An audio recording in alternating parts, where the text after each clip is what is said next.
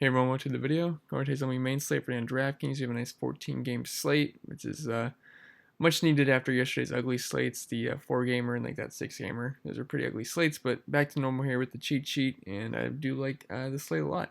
So before we continue, if you could leave a like, subscribe to the channel, really appreciate that. We passed 1,000 a couple days ago, and I want to say thank you again. That is very awesome, nice milestone to pass. And also, if you want to support me on Patreon, I'll put the links in the description below, but if you haven't seen this yet and are new to the channel, I do have a Patreon. We have over 25 members so far, and I do offer a Slack chat as well. And if you hear my dog, it's just my dog jingling. But access to all the models we have here, we have the UFC, PGA, NASCAR, and we have MLB, which I'm going to show you a little preview of MLB here really quick here, and then I have the All Sports access for $20 a month. And when I do NFL later on in the season, I am not going to change that price, so you're going to get an even better value as well. And I do have a Slack chat now, so you'll have access to the Slack chat too. And so for MLB, I just wanted to do a little preview of what MLB looks like as soon as I can figure this out. So this would be like, so here's like the outfield for today.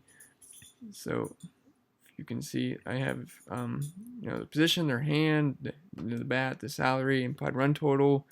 Still waiting for some pod run totals to come in, but how they fare versus right-handed pitching and lefties, and it's got pretty much everything you need in here. What time the game starts, the pitcher, and how the pitcher does versus certain handedness, and then it gives you projections as well. So then you got the park factors. We even have bullpen too, because a lot of people overlook bullpen, and you don't want to do that because sometimes the majority of the game is by the bullpen. And then we have projections here and their value. So that's just a little sample. I have that for each position, and I have the pitching sheet as well, which pitching has a ton of info on there as well. So I do think you'd find that valuable for your DFS experience. So if you're interested, I'll leave the link in the description below, and you can have at it. But anyway, let's get into this cheat sheet, because that's why you guys are here anyway. So SP1, it's looking like it's going to be Mike Clevenger for me at 9,600. I do like the price we're getting with him. I think it's actually a pretty nice value. And at 9,600, coming off his second trip from the IL, but it was just a sprained ankle, I believe. But so far this year, it's been a very limited sample size of 3 games, but he has an insane 46% K rate. He does have a little high of a walk rate at 10%, but it's coming with a lot of strikeouts, and that strikeout rate is going to come down, but there's no reason he should be able to put up 20 plus points versus Baltimore. And it's not a good park shift going into Baltimore and pitching in Camden Yards, but I do think he can rack up the Ks here and have a really nice game, and the Indians should be able to get him a win. And then Anibal Sanchez at 7,400. He's my favorite SP2 of the slate versus a Detroit team who really struggles with righties. And really, they just got shut down by Jesse Chavez and Ariel Hirado.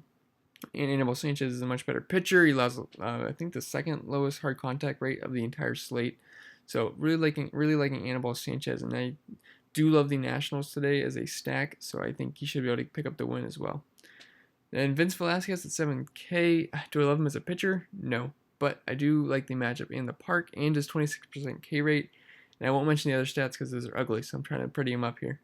But don't mind him as more of a GPP option, but I'm going to live with the first 2 guys, preferably. Then a catcher, we have either Kurt Suzuki or Yan Gomes. I'm not sure which one's going to be starting. Maybe they both do, but no, they would not, because they're not in the AL. No, they are going to be, because they're in the AL for Detroit. So don't mind going with Kurt. I got to make sure that's right. I don't want to look stupid here. They are going to be in Detroit, so they will have a designated hitter, so we will see what they do with that. But I know Ryan Zimmerman's coming back up, so we'll have to see what they do. But whoever's starting, I like either of them. They both have very respectable numbers versus lefties. I do like the idea of stacking up the Nats at a lower ownership with the Coors, being on the slate. So like both a lot. And Danny Jansen at 2,700. The days of him being completely free are over, unfortunately, but I still like him at this price tag, facing a lefty in Danny Duffy. And then Roberto Perez at 4,200. Means has a 30% carry to lefties, but 17% to righties. And Perez has hit lefties well this season, and I don't mind going with some of the Indians today. And then at first base, we have Josh Bell leading the way at 5,500. Hefty price tag, but he's worth it. He's been good this season. He's been awesome. Lead numbers versus righties, and Chastain is the guy who struggles with lefties, and it's also a good park shift for Bell moving from PNC to Miller Park. Then Matt Beattie at 4,200. This is about the cheapest Dodger exposure you can get tomorrow, so I would take advantage of this price for a lefty versus Sensatella. And I also like Ryan Zimmerman. I don't have him listed, but he's supposed to be back in the lineup, and he will be facing a lefty, so I don't mind Zimmerman either. Then at Matt Olson at 4,100. Pena really struggles with lefties, so I like Olson a lot as a one-off here. And then at second, we have Max Muncy at 5,600. He's having a monster game as we speak. As I was writing, the game's over now, but I think he had 40 DraftKings points, so coming in hot, and it's another great matchup versus Sensatella and Coors. Then Jose Altuve at 3,900. He's a core play for me. I just don't get the price being below 4K, but I'll keep doing it, and he gets to face a lefty, so I do like Altuve a lot. Then Brian Dozier to complete your Washington Nationals stacks at 3,400. I just love the stack, and he's pretty cheap. Then at third base, we have Anthony Rendon at 5,200. He's one of my favorite plays of the slate. I'm not sure if I'm going to be able to get up to him, but I will. If I'm doing national stacks, he's obviously going to be in the lineup, but for cash, I'm not sure. I do like the savings we get with Shaw, but Rendon absolutely murders left-handed pitching with a 360 ISO, and Norris allows a lot of hard contact to both sides of the plate, and it's a bad bullpen for Detroit, so definitely like Rendon a lot. And then Travis Shaw at 2,900. So if you played him yesterday, he just missed a home run. I don't know if you saw it, but it was like right at the warning track. And I'm going to go right back to him at this price. And he does have 2 homers off of Archer too. So some good BVP there. He has a good park for hitting. Then J-Ram at 4,200. I almost put Vlad Guerrero here, so I do like him too. But I do like J-Ram a little bit better. And I like him versus righties better. But I don't mind taking a stab here with means low K rate versus righties. And I do think the Indians are a pretty decent stack at Baltimore. Then shortstop Trey Turner, 5,300. Love the Nats, and we have some huge stolen base upside here. I wouldn't be surprised if maybe he gets 3 stolen bases. It just depends how many times he can gets to face Norris. But still, he just good power, not the best power, but decent pop in his bat and amazing speed. So love Trey Turner. Jorge Polanco, 4,600. Much better versus righties this season, and I do like the Twins versus Carson Fulmer and company, whoever they bring in afterwards. And then, oh boy. Humberto Arteaga, I hope I said that right, 2,200. He's a pump play if you need it, and he hasn't been awful since he got added in. So if you really need the savings, I guess he's fine. And the high-priced outfield, we have the Dodgers outfield. So that's Verdugo, Bellinger, and Peterson, all amazing plays. Sensatella's just not good, especially versus lefties. And we have a ton of lefties on the Dodgers, so it's not going to end well for Sensatella. And like I said, Jock, Verdugo, and Bellinger. And then Mike Trout, 5,500. One of, if not, the best hitter in baseball versus righties. And we get a reverse splits righty and fires. And then the Twins outfield, so that's Kepler, Cruz, and Rosario. I know Rosario's hurt. So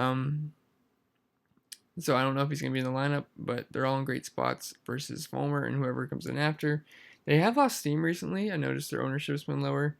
And they haven't been hitting as much homers, so I do think it could be a nice bounce back spot to get them a lower ownership. And then the mid-range outfield, Kyle Schwarber at 4,100. Don't love picking on Sonny, but leading off versus the Great American Ballpark, I'm going to be interested in Schwarbs. And then Bryce Harper at 4,100. Finally homered yesterday after I played him multiple days in a row, and he didn't. That's how DFS works. But he gets a decent matchup versus the righty here. Not a great park for hitting at all, but I still like him. Then Randall Grichuk at 3,700. He's probably going to strike out 5 times, but I do like him at this price versus Duffy at home. I believe last time I played him, I think he did strike out 5 times, so that's gross. But then the value outfield, we have Cargo at 30K, super cheap in Great American Ballpark. Then Justin Upton at 3,900, cheap righty power versus Fires. And then Adam Eaton at 3,800. Don't be scared of the lefty-on-lefty matchup versus Norris. He's actually been worse versus lefties this season. And I do like Soto for the same reasons, and I don't have him listed, but I would leave him off your full national stacks. And let's go to the core plays and some other stuff. Okay, so we have Clevenger at 9,600. I'm putting him in my lineup, and Anibal Sanchez is 400. And that's not too bad. It doesn't break your bank. You should be able to afford most of the bats you want if you go with another value option in the outfield, and not the outfield, just any of the bats. So I do think you can, your lineups are going to be flexible today. You don't have to spend it for like a 12K sale and whatnot. So I do like those kind of slates. And then I have Jose Altuve at 3,900 because he's just too cheap. And I did put some updates already for those of you on Patreon who have access to this cheat sheet. Just put something in there for you right now. And then the top stacks for me are going to be the Nats, the Dodgers, the Astros, the Indians, and the Twins. And then I'll add that stuff in the yellow for Patreon members as well. Alright guys, that's all I have for the video. Remember to leave a like, subscribe to the channel. Really appreciate it. We have UFC coming out in probably about 30 minutes. So if you're watching this now, it should be up pretty soon. And NASCAR will be out on Friday. Not Friday. On Saturday, because the race is on Sunday. Alright, I will see you guys tomorrow, and best of luck.